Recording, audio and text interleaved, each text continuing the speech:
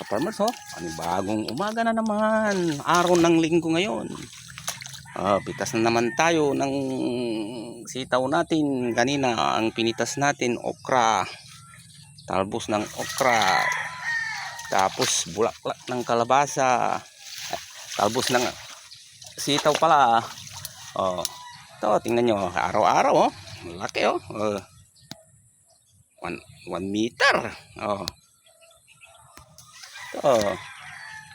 Sabi ko sa inyo, mga ka-farmers, mga kakabayan, mga kaibigan, araw-araw sipag lang pag sa halaman, kasi araw-araw din magsisipag ito.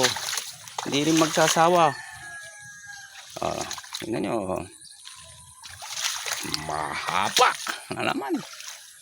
Gabi lang ang pahinga ng sitaw natin. Parang ako rin, gabi rin ang pahinga ko sa kanilang pag-aalaga.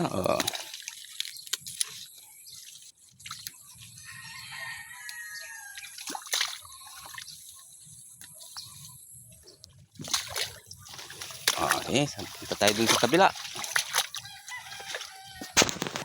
Mamaya ulit.